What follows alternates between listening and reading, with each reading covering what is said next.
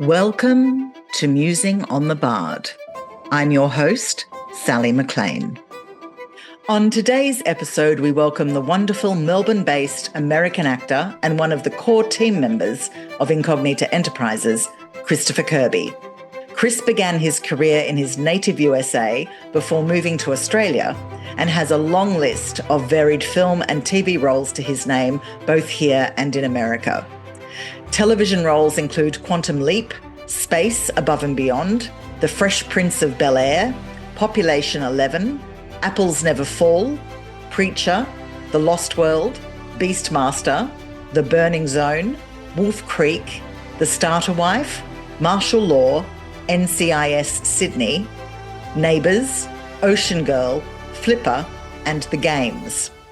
Chris's film credits include Queen of the Damned, Crackerjack, Visitors, Predestination, Strange Bedfellows, Macbeth, Daybreakers, Star Wars Episode 3, Revenge of the Sith, Mao's Last Dancer, Dora and the Lost City of Gold, and the cult classic Iron Sky, playing opposite actors such as Ethan Hawke, Natalie Portman, Keanu Reeves, Stuart Townsend, Laurence Fishburne, Carrie-Anne Moss, Eva Longoria, Temuera Morrison, Michael Caton, and Paul Hogan. Theatre roles include the speechmaker for Melbourne Theatre Company, This Is How It Goes, Lobby Hero, and the critically acclaimed The Meeting, playing Malcolm X for Red Stitch Theatre, Transit for La Mama Theatre, The Sapphires for Company B, the Rocky Horror Picture Show, Twelfth Night, and the World War II touring drama production Boundary Road. Chris was most recently seen on the big screen in the actor-nominated and Saturn Award-winning feature film Late Night with the Devil with David Dastmalchian, and on the small screen in Good Cop, Bad Cop with Clancy Brown. He will next appear on the big screen in War Machine with Alan Ritchson and Dennis Quaid. Shakespeare Republic audiences will remember Chris from his powerful, award-winning work as Sir Thomas More in Shakespeare Republic Season 2, for which he won Best Male Lead in a Web Series at the 2017 Austin Web Fest, Best Male Actor in a Drama at the 2017 Baltimore New Media Web Fest, Best Actor at the 2018 Lit On Film Festival in America, and the Best Male Actor at the 2019 Sydney Web Fest in Australia. He returned to the series to play Richard II in Shakespeare Republic, All the Webs Are Staged, The Lockdown Chronicles, a performance that was awarded alongside the rest of our amazing cast for that season with Best Ensemble International Narrative at the 2021 New Zealand Webfest, Best Ensemble Cast Drama at the 2021 British Web Awards, Best Ensemble Performance at the 2022 London Webfest in the UK, and nominated for Best Ensemble Performance Drama at the 2022 International Academy of Web Television Awards in the USA. Chris also played the role of Benedick in the award-winning short film spin-off from Shakespeare Republic, Speaking Daggers. So pull up a chair, settle in, and join us in this lively conversation about Shakespeare, acting, and more with today's guest, Christopher Kirby.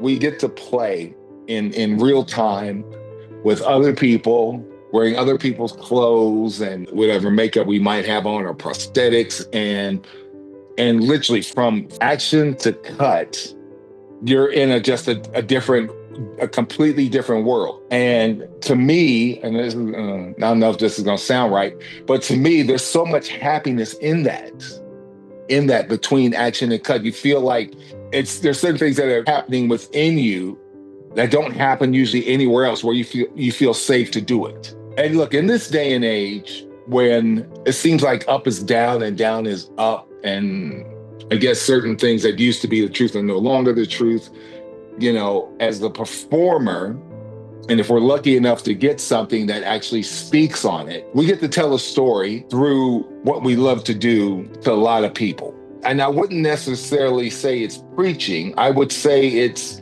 putting a mirror up, because normally we don't see it in ourselves. We'll see it in somebody else and go, oh, but I think it can be a great teacher, a great amplifier, a great way of pointing out things that normally we can't do.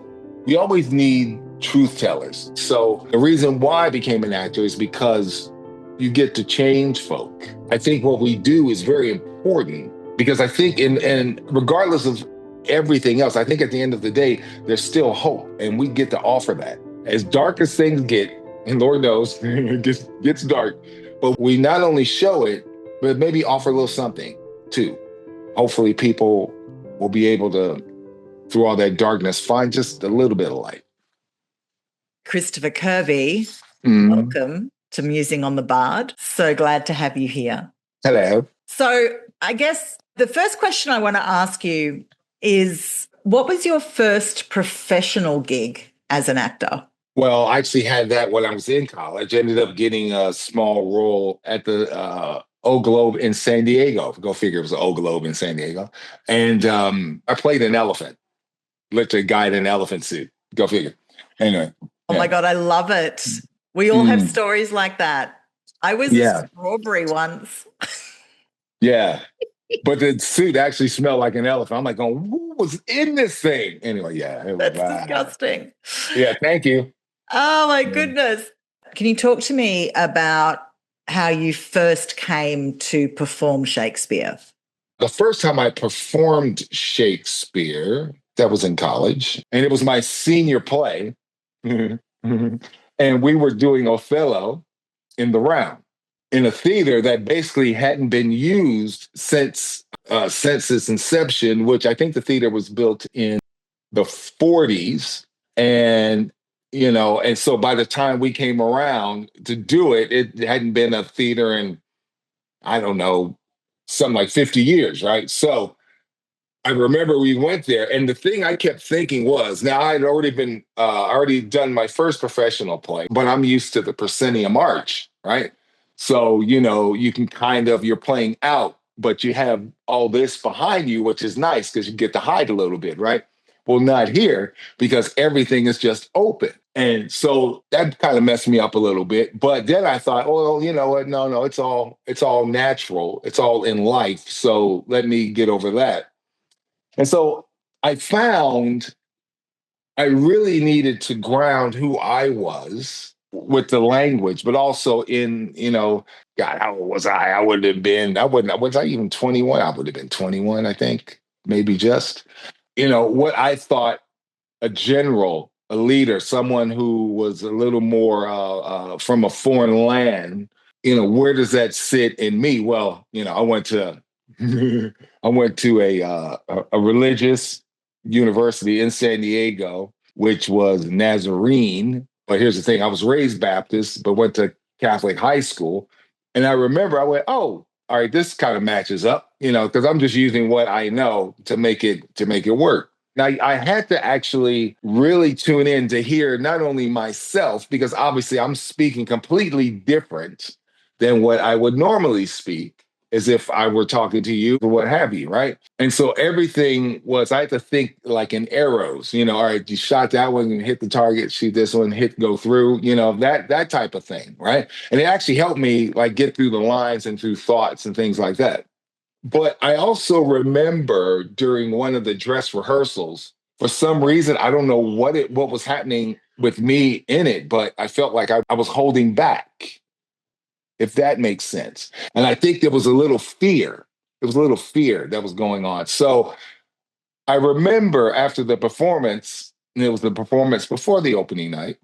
And so I went like, nope. All right, I know it. Thank you very much. I was getting notes and I went, okay. And I knew exactly what I needed to do. I went like, dude, you got to throw that away and let's go. Right. I talk to myself a lot, like pep talks. And so it was one of those things where I just went like, no, you need to sit in it and just let's go. Like right now, be here. Right. So, another life lesson. Right. But also performing Shakespeare, I find when you're rehearsing it, it's one thing, right? Because there's certain changes that are happening in you that don't normally happen in other plays. And don't ask me I don't know whether or not if it's tapping in the places you don't normally get to. But then when you're performing it, that's a whole different other beast because you're changing in certain ways that you don't even see. Sometimes you'll notice it in real time. Sometimes you'll be like, okay, So it's I find it's always a little scary when you do it, but it's also a thing of meeting it. It's going to demand so much of you, but you got to meet it. And if you don't meet it, it's it's going to eat you alive. But the thing is, it's also that thing of like just having the courage to get there, to get to that moment. But it's also taught me that life lesson of, yeah, you know what, you got to show up. You can't like think you're going to ease your way through this. You always got to show up. Yeah, well put. Absolutely.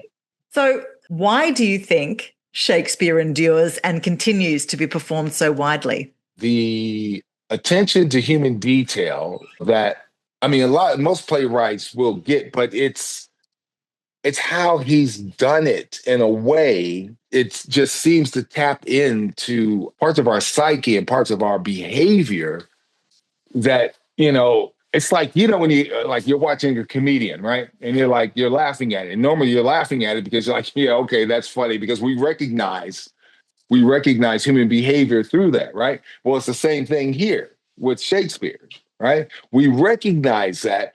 And, here we are in a darkened theater listening to it and just kind of going, either gasping or awing or like, oh my God, And so we recognize all that. And I think that's why this work has endured.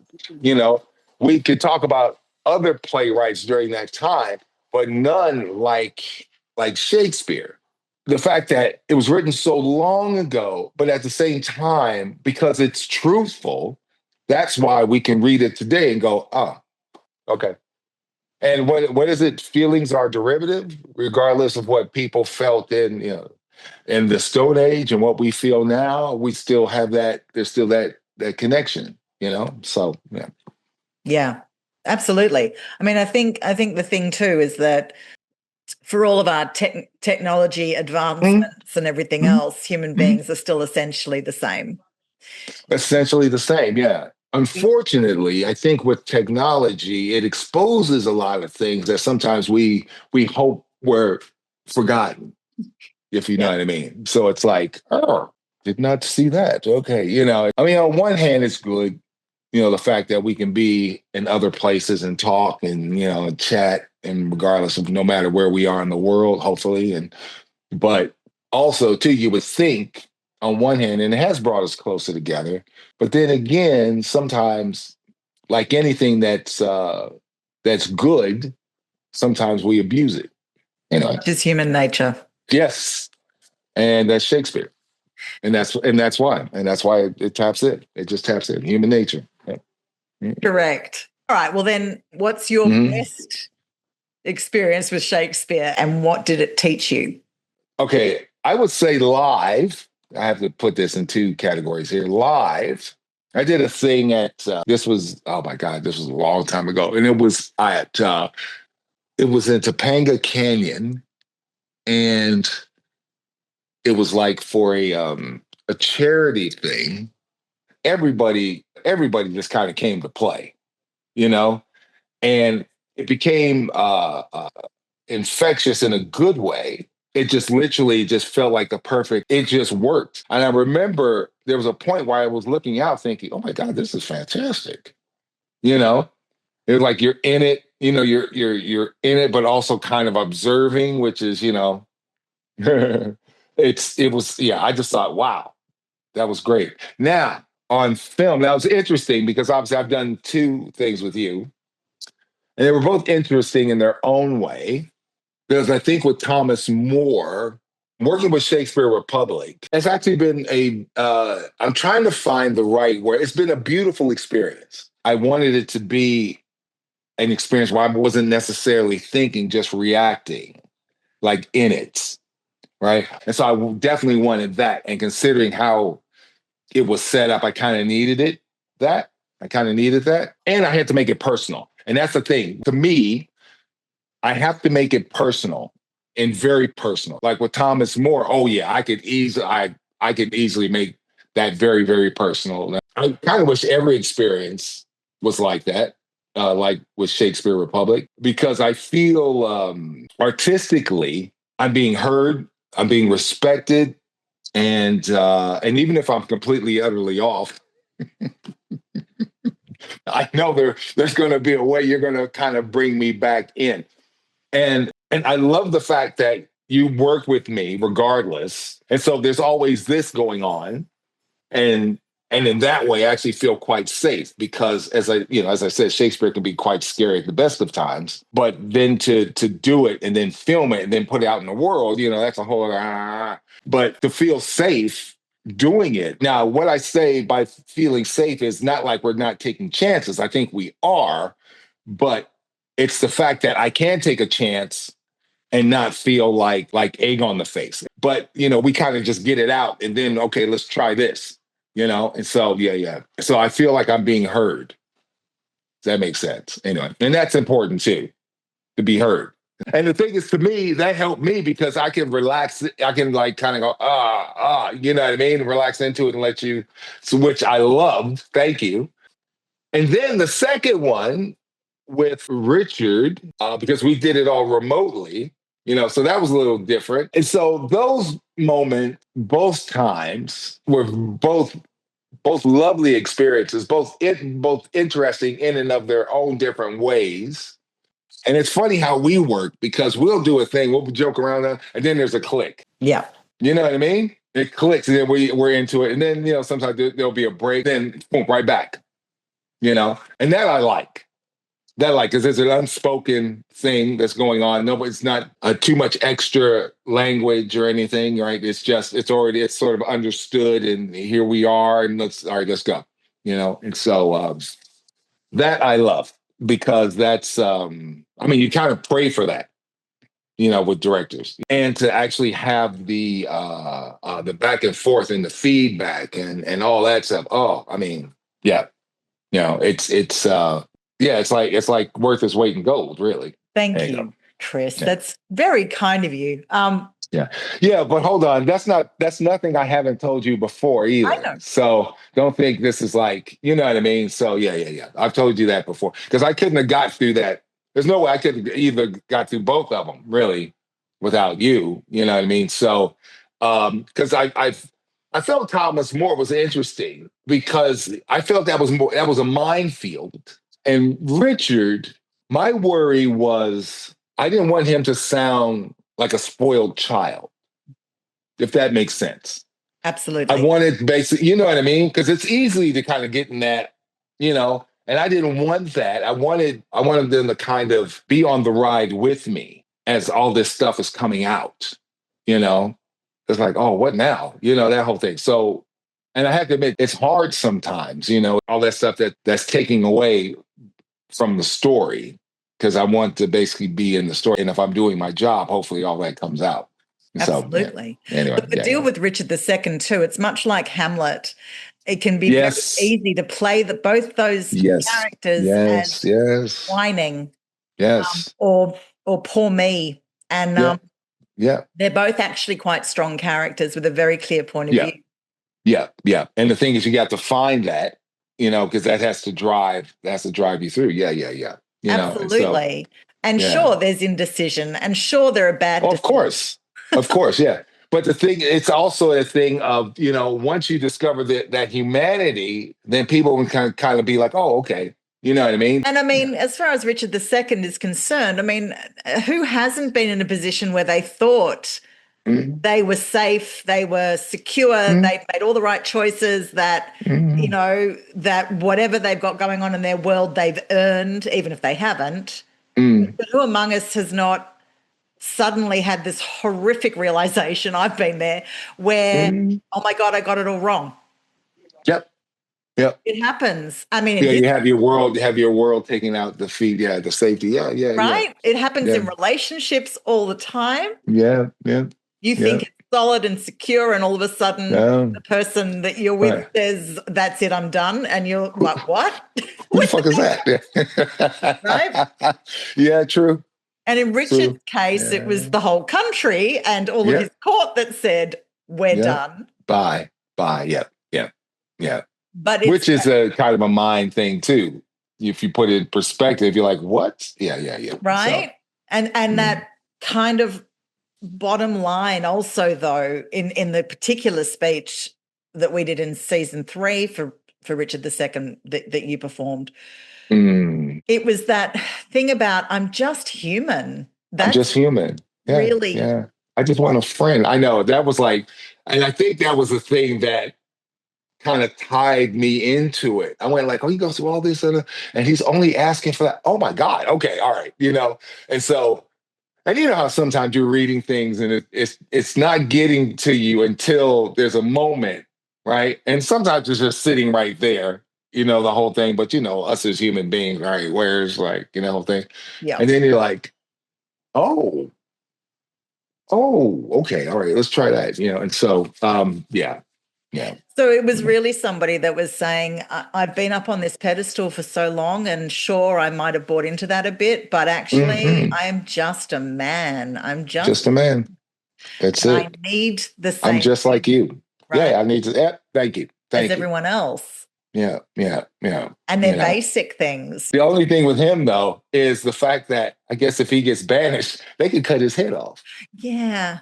Yeah, that's the drag. And so it was little things like that I was kind of going through, and even that when you say you find out things aren't what they supposed to be, but you're kind of thinking of like, well, how did all this happen? Because to me, it was almost like there were so many things going on in it. You kind of got this, but you got that, and that's intermingling with this, but then this comes up and you got that going on, all in that little speech, which sometimes is kind of hard. Sometimes I just keep it simple, which I always try to, but at the same time, you want it kind of grounded in something that, plays. So when people watch it again and again and go, oh, damn, okay, I did see that. All right, But yeah, I mean, this is the thing. It's as you keep saying, and it's a really good point, the more that you ground these characters in your experience or your observed experience, but personalizing them, making them part of, like, understanding where they're coming from through the lens of your own experience. That's really what I think the keep it simple should be about. People say that all the time, but keeping it simple is quite complicated. So it is. It so bringing it back to you and then getting yourself to go meet that character with what your lived experience is, well, that's how you make them authentic and grounded and real. Yeah. And that's also, and we've had this conversation before because, and I have this conversation with a lot of actors that I work with and often with myself when I'm performing. This is what makes all of these characters that Shakespeare wrote, who have been performed over and over again by a plethora of actors. This is what makes each performance of those characters unique and different, even though it's the same dialogue, the same character. The actors playing them when they bring their life to that character. That's what makes the character different. Yes. And unique. Yes. Which, you've done beautifully working with me. And also, I mean, even doing Speaking Daggers, which was a crazy, insane shoot, but playing a character like Benedick, that's your Benedick, that's been played over and again by so many people. But you brought a beautiful humanity and a beautiful vulnerability to him as well, as you do with all your characters. But that was really lovely to watch because, again, it was very different again to what you'd done within the Shakespeare beforehand. Yeah, hopefully. Absolutely it was. But it's homework, and I had the great, honor of playing Beatrice opposite you, and that was so much fun.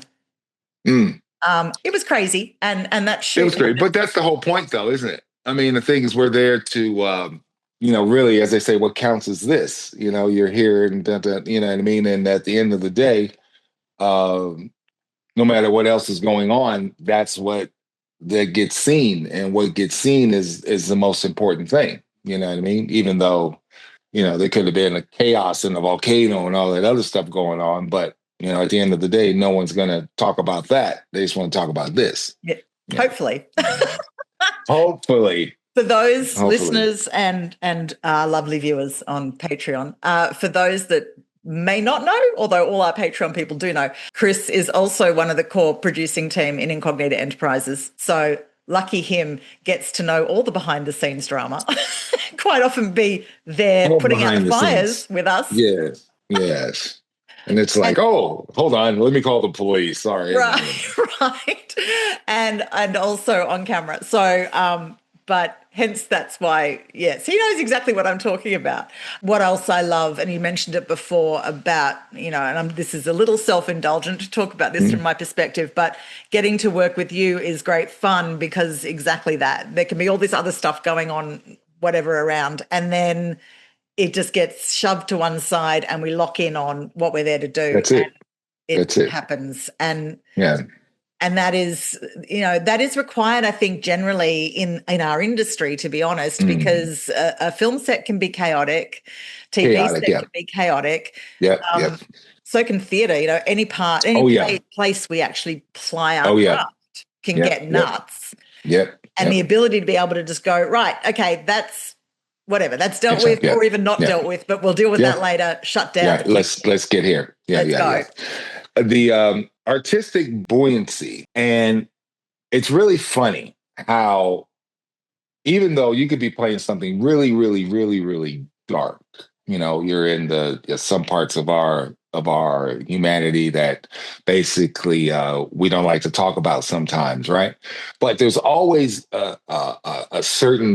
there's a buoyancy to kind of lift it and place it somewhere. To me, it's spirit, the whole thing of, because, that's what we're doing. We're taking these lines and we're putting them into ourselves. We're also making a complete and different person over here. But in order to have that alchemy, did I just say alchemy? I did, didn't I? Wow. But to kind of make it come alive, there's a certain thing to lift it up, to make it happen, and then you can place it wherever afterwards. But like a wave, you see as the waves come in, and there's a big, swell, then it comes up, and then obviously crashes, and then it goes. That's no longer to repeat itself, but here comes another one, and then you know what I mean. So to me, it's like finding that part, and keeping it and see how long that goes before the next one comes. Right. I'm sorry. I talk to myself a lot. So sorry. I just did. Yeah. Oh my God. Well, he was doing this. As he says, on a podcast that's going out predominantly audio. Yeah. Thank you. Oh, hey. So anyway, Chris makes a hand gesture that looks like he's slapping a bird. Anyway. No, sorry. Oh my God. I'm going to do that as the voiceover. That's amazing. Oh. If you could ask Shakespeare one question, what would it be? I have several questions. All right, one. All right, who did you base Othello on? Anyone? Did you know him personally, or was it somebody you observed? That would be one. Two, how many sonnets were dedicated to your wife? Because I'm reading the sonnets now, so everything, I'm like, oh, that could be her. That could be her. But say, oh, that's not. That's something different. You know what I mean? That poetic brain. I'd like to kind of go, hey, man, talk, how did you come up with, and was he ever afraid to put out a play? And was he ever scared of, whatever retribution there might have been? Yeah, I'm curious about that. Oh, I think he would have been quite aware of the retribution. There was a group of playwrights involved in a play called Eastward Ho that was very contentious, that landed several of them in the Tower of London, and they were released. But it was seen as being seditious. Ah. And it's also one of the reasons why Sir Thomas More was never performed during his lifetime, because that was... Oh, really? Yeah. Oh. And that was also written by essentially an Elizabethan writer's room. So... Yeah. Okay. So they were very cautious. Right. As to what they put out there, because, well, they were living in a monarchy, and a quite powerful monarchy that could actually throw them in jail. Behead them. Yeah. Wow. Okay. So yeah. All right. But I think as far as artistically, that would be an interesting question as to whether or not he ever got nervous about a play he was in. Would it artistically be well received by the audience? Could you sit in on one of his workshops or writing sessions, having the act, because that would be interesting too. Yeah. You know what I mean? To see, how he either put things together or edit it, I'll say this instead of and so, absolutely. Little stuff like that. Yeah. Good questions. Yeah. So what do you think Shakespeare teaches us through his writing? Okay, that's probably a twofold question too. I think one, first and foremost, I think as far as how advanced we think we've come, we've kind of basically stayed the same in a lot of ways. We still have, there's certain needs and everything that we, that we have, which is why we recognize certain things in Shakespeare. I don't think that's changed. It's funny. Like he was 400 something years, right? Yep. You said, and still performed around the world, different languages, different iterations, different inspirations. Basically, human nature is it's the same. Who knows in the next 400 years? We might be, we might just only be, a head next to a machine. Who knows? But the thing is, I think we still are going to have sort of the same thoughts and consciousness and feelings and needs and what have you. Now, obviously, there'll be other playwrights who write in certain things and whatever, and only the test of time will tell whether or not they last as long as Shakespeare has at this point. But then again, by the time maybe they come along, well, Shakespeare would be just that much older, just that much, wiser. And obviously, too, we're taking it in. A lot of new people are taking it in, and they're putting it through their filters. So it changes. Oh, quantum physics. It changes. The observer changes the thing, right? So how I might see Othello and how somebody else might see Othello, that's two different things. And the same thing, and usually sometimes even with the audience, it's the observers. So I guess as long as we as human beings are on this thing called Earth and we haven't blown ourselves up to bits, I think there will always be a Shakespearean play performed somewhere in the world, no matter where, if not multiple places. You know what I mean?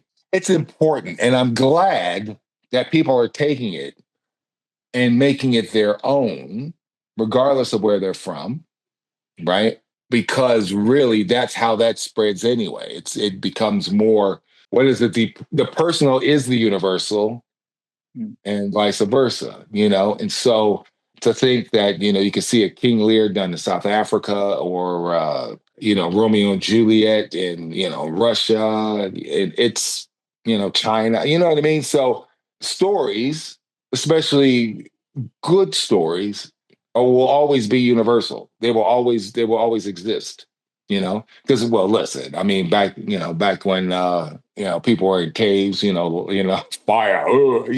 they were telling stories, so that's something that we will always have, regardless of whether or not we bomb each other or not, and let's say if we do, maybe one of these will be performed in a, I don't know, in a dust bowl somewhere where the survivors could sit and watch and, what have you. Wow, I just got dark. Wow, that went dark. That went dark. Click. Anyway, yeah, and but you know what I mean. And so that's the thing. Yeah, dystopia. But that's it. It's we have to tell stories. Yeah. And you have somebody who was obviously a master at his craft.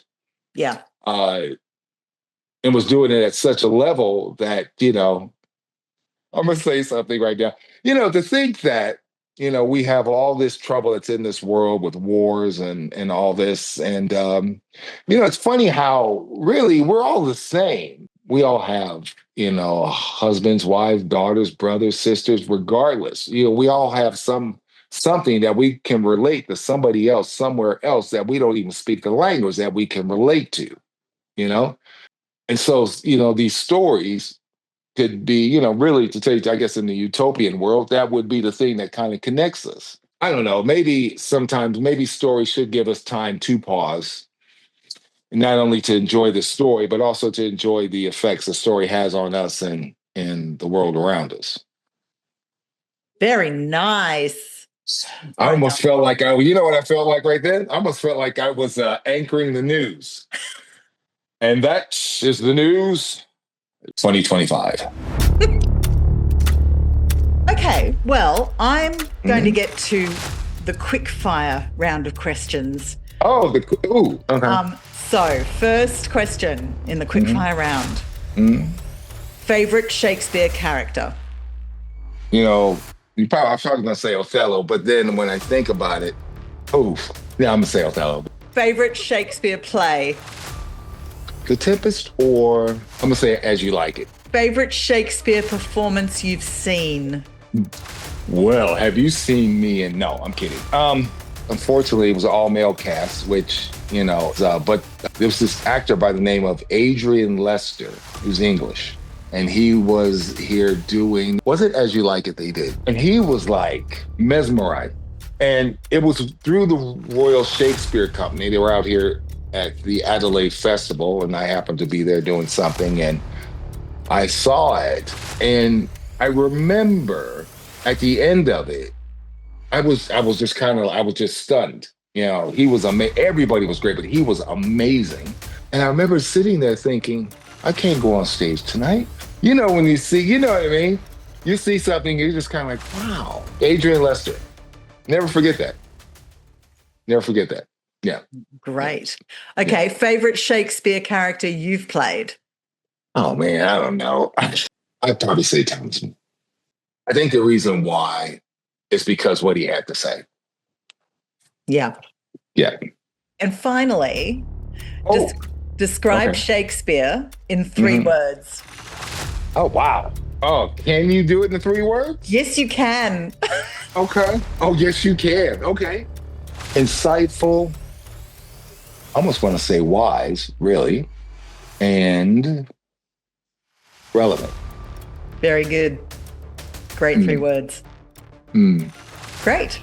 And listen, you ask me now, you ask me again, and I might have 3 other words. You know what I mean? Because it's so dense. Yeah. Absolutely. It'll always change. It always changes. How do you feel that Shakespeare in your life has either helped you or harmed you? Oh, yeah, I went there with it. You did go there. Okay. Thank you. All right. Well, okay. So, that's a tough question. Yeah. That's why I asked him. How has Shakespeare? Right. Thanks. How has? All right. Well, we'll start with the first part of that. How has Shakespeare helped me? Well, actually, I think doing the work with Shakespeare Republic and Speaking Daggers and Dark Arcadia and Walking Shadows and all the other Shakespeare projects that I've had the privilege of helming over the last decade, I think it helped me with my confidence that I was able to understand and interpret and play with his works in a way that I hadn't really had before. Okay. I used to be very reticent and very anxious about suggesting that I knew how to work with Shakespeare prior to doing the first season of Shakespeare Republic. And that came from being dyslexic. Okay. And being told that when I first attempted Shakespeare or was given Shakespeare to read out loud in high school, being dyslexic, cold reading Shakespeare is not fun. I'm just going to say. Thank you. I can testify to that one, yes. Right? And so that put me off Shakespeare completely, aged 13, and I swore I would never do Shakespeare. So that's, I guess, how Shakespeare harmed me as well. But it wasn't anything he did. It was what the teacher concerned did. But, yeah. And it wasn't until I was at drama school that I suddenly got a good teacher. Essentially, I just got a good teacher who really understood Shakespeare, but also understood actors, understood it wasn't a one-size-fits-all situation with approaching Shakespeare, who really encouraged me to embrace it and who taught me how to bring myself to it. Okay. And there was a lot of other things that went on as well in that time at drama school that basically made me a born-again Shakespearean. But even then, I still wasn't confident enough to go out and actually really play with his works as I have done in the last 10 years. So, really how he's helped me was just one day going, I've had this idea kicking around since I lived in London of doing short-form Shakespeare, well before web series even existed, of just getting to that point where I was creatively burnt out and going, I want to do something fun. And funnily enough, Shakespeare came to mind first. Okay. So making those phone calls to that initial first season cast of, do you want to come do some Shakespeare? Yeah, his works. And really sort of getting to understand the characters and giving myself the time to really play with the characters, to play with like-minded actors. All right, good. Okay. All of that. It's his works combined with the team that have formed around the works that have really helped me and, gave me a sense of achievement that I think I was lacking prior. Okay. Oh, that's very honest, isn't it? Anyway. Okay, how do you feel Shakespeare in today's terms might be problematic? Okay, there's a caveat on my answer for this. Personally, I don't think Shakespeare and his works per se are problematic. I think it is people putting a modern lens on his work. On things. Okay. And finding problems. Okay. That makes it problematic. We have to remember Shakespeare's works are an artifact of the time when he wrote them. That's true. Yep. Okay. So he was not writing in 2025. Right. He was writing in, 1590 something, 1600 and something. It was a different world. But I do feel that sometimes when we're looking at his works and claiming labels such as racism, misogyny, all that stuff, which, it exists and it very much existed in his world. As it still exists now, sadly. Right. There we go, human condition. He was reflecting back to his audiences the world that surrounded them. That's what he saw. Okay. Now, does that make it problematic? Sure, there are some plays that are problematic. Right. Measure for Measure is problematic. I think The Winter's Tale is problematic. I think Taming of the Shrew is problematic. True. Yeah. Othello could be seen as problematic. Yep. But then that also means you need to really dive deeper into the text and not just look at it on a face value level. Yeah. Because in Othello, for example, you have some terrible things happening, but then you also have Amelia's speech. That's right.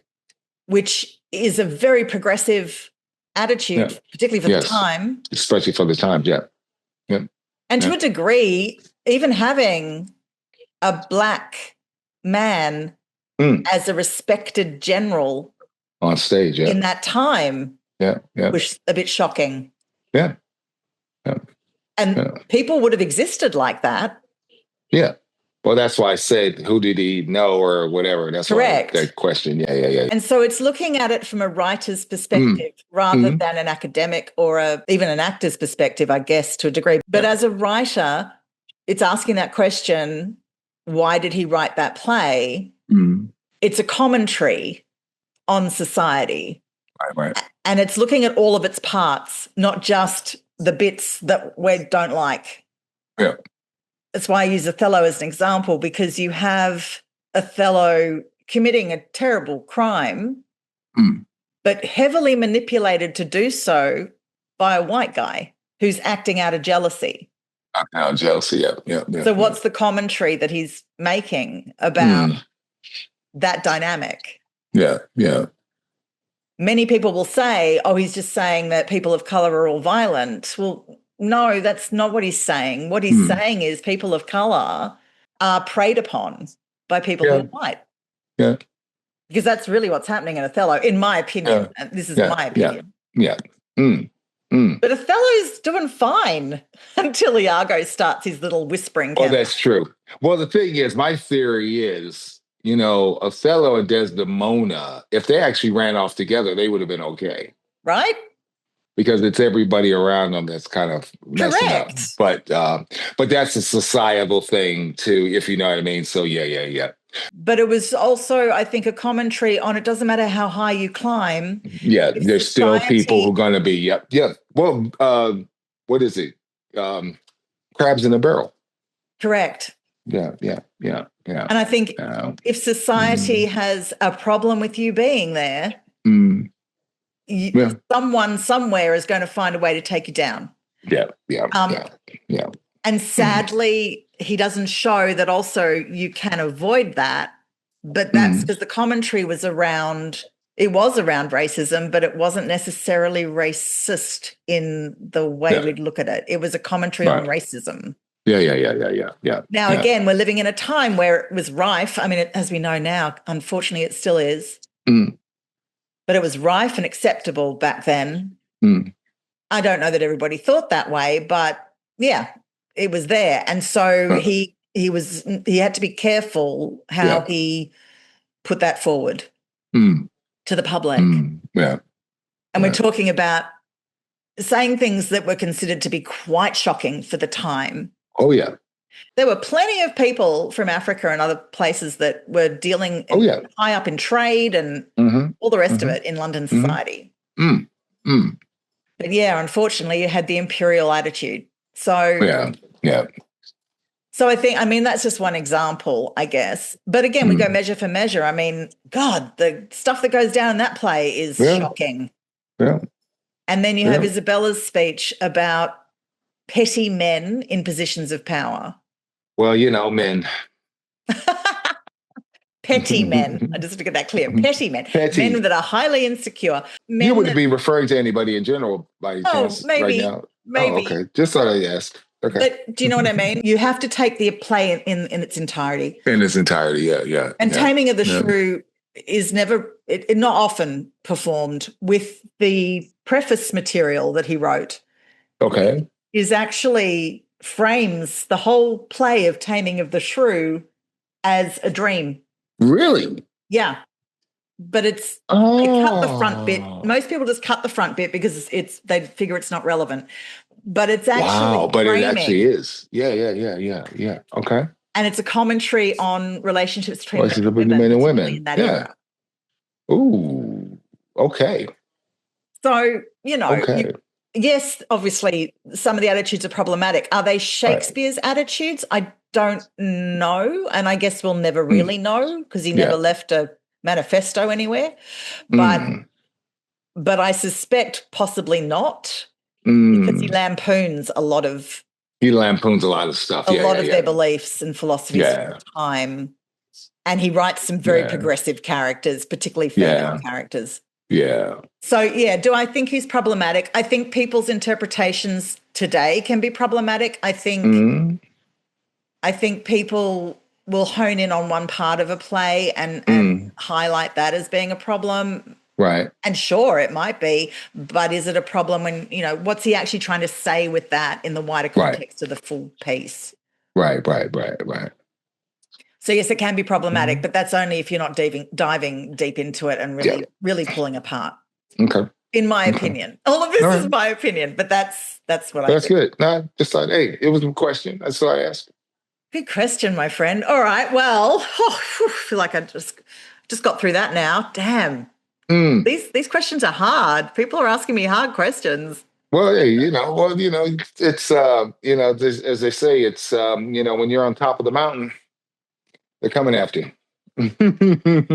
I honestly think a big part of it as well is that he started life as an actor. That's true. He did. That's And right. I think That's right. He did. that ability to walk in the character's shoes was Yeah. actually It something that he helps. then brought to his writing. Yeah. Yeah. Yeah. Okay. I honestly think that helped a lot. I could see that. I could see that. And he was just really good at observing people. Yeah. And you put that with a good imagination and a flair for turn of phrase, and you get Shakespeare. Yeah. My God. So, Chris, do you have any acting gigs coming up that you can talk about? And if so, what is the gig and where? Well, the one thing I can talk about is a thing I did called War Machine.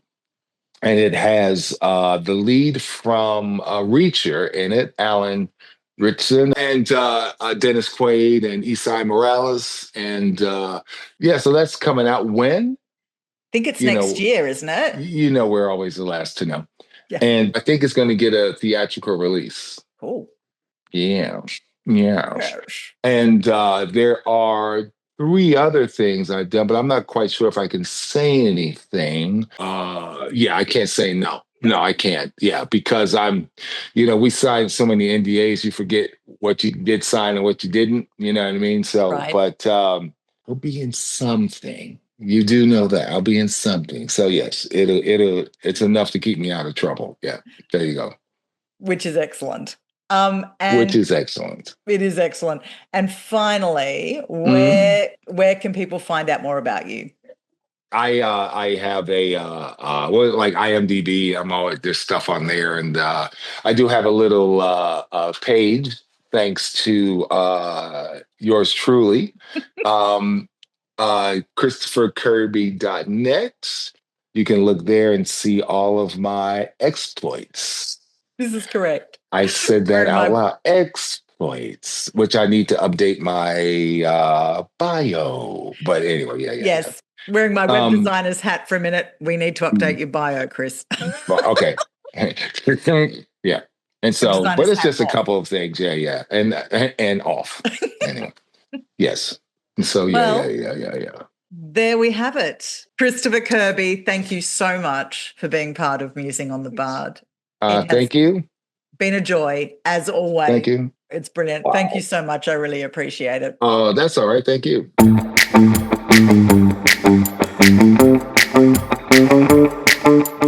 Thank you for joining me for today's episode. I've been your host, Sally McLean, and this has been Musing on the Bard. You can read more about our work, all our guests, and this podcast at our official website, musingonthebard.com. If you want to see the video version of this podcast, head to our Patreon. Links are on the site. This podcast was made possible via a small events grant from the British Shakespeare Association. Produced by Incognita Enterprises, edited and presented by Sally McLean. With thanks to all of our guests and our Patreon patrons for continuing to support our work. Until next time, I wish you health, wealth, and happiness. See you anon.